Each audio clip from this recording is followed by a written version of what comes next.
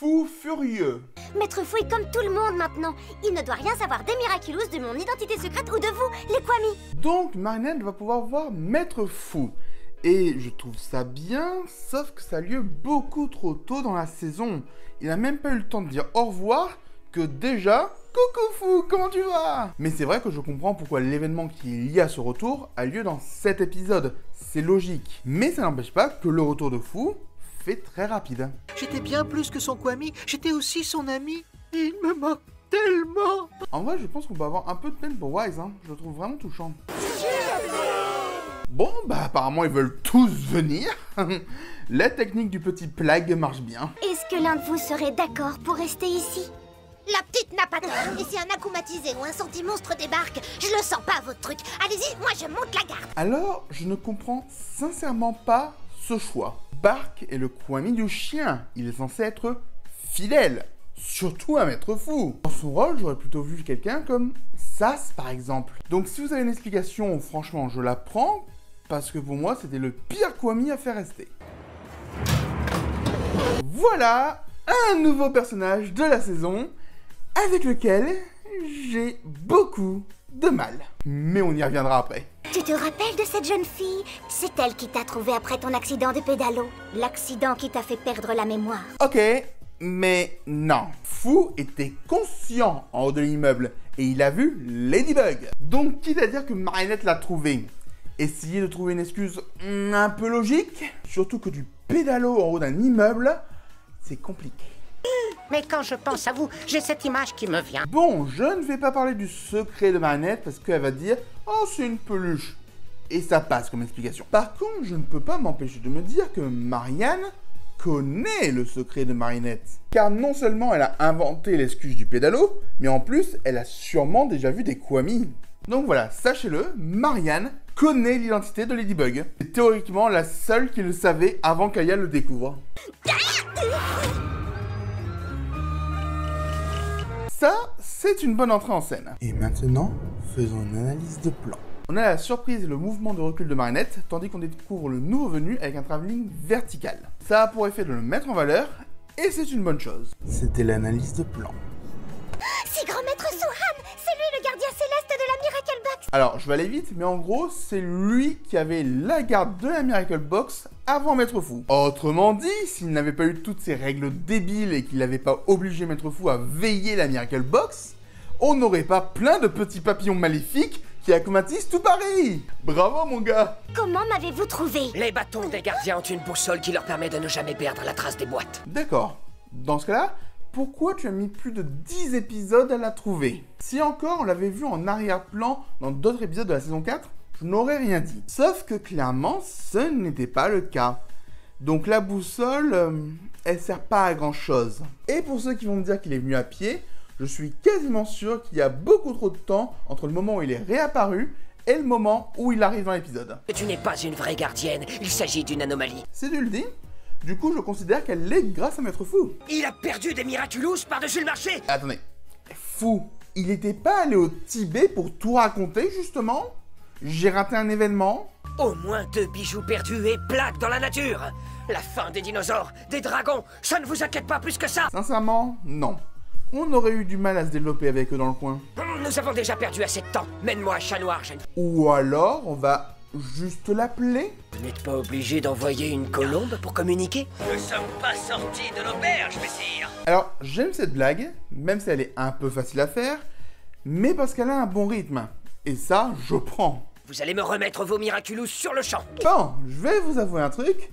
Je n'aime pas cet épisode. Il est beaucoup trop classique à mon goût, mais pas dans le bon sens. Dès le début, on comprend que Suhan sera pénible et que rien ne changera à la fin de l'épisode. Contrairement à Gang des Secrets qui change le statu quo et où je n'avais rien vu venir, ici je vois tout venir pour ne rien changer. En tout l'épisode, je n'ai senti aucune tension et aucun enjeu dramatique. Peut-être que Grand Maître Suhan a raison.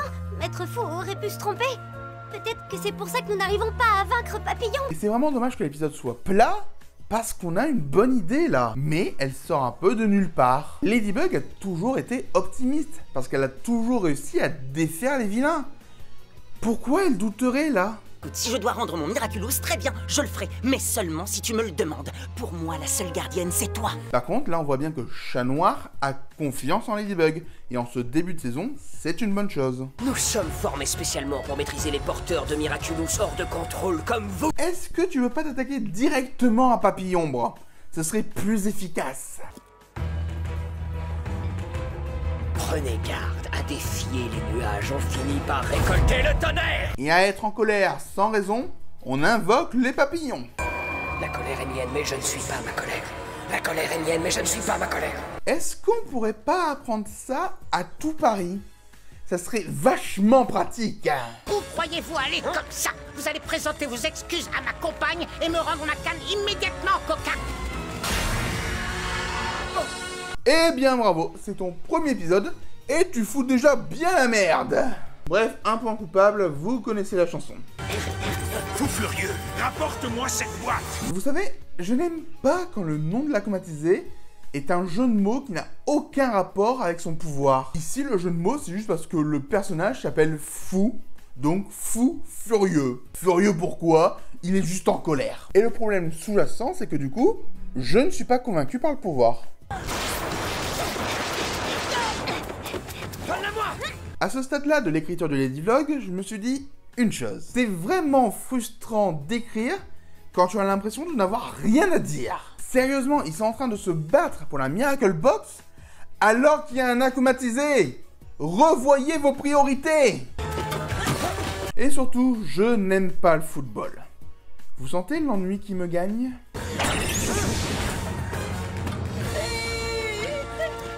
C'est bien! Tu sais jouer au foot, Chat Noir! C'est incroyable! Oui, je n'arrive pas à le croire! Non mais, sérieux, tu sers vraiment à rien! Est-ce que je pourrais avoir un vrai épisode à critiquer, s'il vous plaît? Tentons de l'éveiller. Le sage déplace les montagnes sans les toucher. Et encore une fois, c'est quoi son pouvoir? Parce que jusqu'à maintenant, j'avais compris qu'il se donnait de l'aide avec ses parchemins magiques. Mais ce qui se passe là, c'est pas cohérent avec l'écriture qu'on a eue. Bon, à part me couper l'envie de regarder l'épisode, je vois pas à quoi ça sert.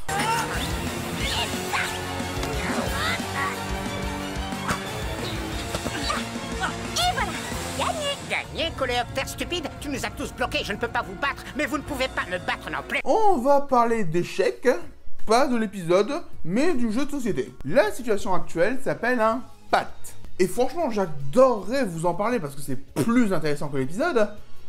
Sauf que c'est clairement pas la situation actuelle de l'épisode. Ils ne sont pas en situation de pacte, tout simplement parce que Ladybug et Chat Noir, il suffit d'attendre qu'ils se détransforment. Donc dans la situation actuelle, c'est Fou Furieux qui a l'avantage. Il peut gagner. Oh, mais mon plan n'a jamais été de vous battre moi-même. Pardon, je me permets d'emprunter ça. Voilà. Vous savez quoi? On n'a pas vu beaucoup Chloé pour ce début de saison, donc je vais la laisser dire. C'est ridicule, totalement ridicule. Oui, c'est totalement ridicule. Mais bon, allez. Bye bye, petit papillon. Cela a prouvé deux choses. La première est que tu as l'audace d'inventer tes propres règles. Et aussi fou que cela puisse paraître, il semblerait que ça marche. Oui, et on l'avait déjà vu dans Monsieur Pigeon 72. Donc clairement, tu ne sers à rien. Fais attention. À la moindre erreur, je te reprendrai la Miracle Box. Mais si l'erreur c'était de perdre la Miracle Box, il se passerait quoi? J'ai quelque chose pour vous aussi. Je crois que ça vous sera utile. Ah, c'est parfait. Comme ça, je vais pouvoir balayer l'épisode d'un coup de pied. C'est l'heure de l'évaluation du vilain. Oui, Fou Furieux est fort. Il est stratège et peut facilement avoir les Miraculous. Mais son design et son pouvoir sont tellement aléatoires qu'il ne peut pas vraiment avoir plus. C'était l'évaluation du vilain. C'est l'heure de la vidéo, c'est objectif. C'est un épisode long et pénible qui clairement aurait pu tenir en seulement 10 minutes. C'était la vidéo, c'est objectif. Un immense merci à tous les soutiens de la chaîne. Vous pouvez continuer à m'aider en vous abonnant, en commentant et en partageant cette vidéo. Vous pouvez également faire des dons sur Tipeee ou bien devenir membre.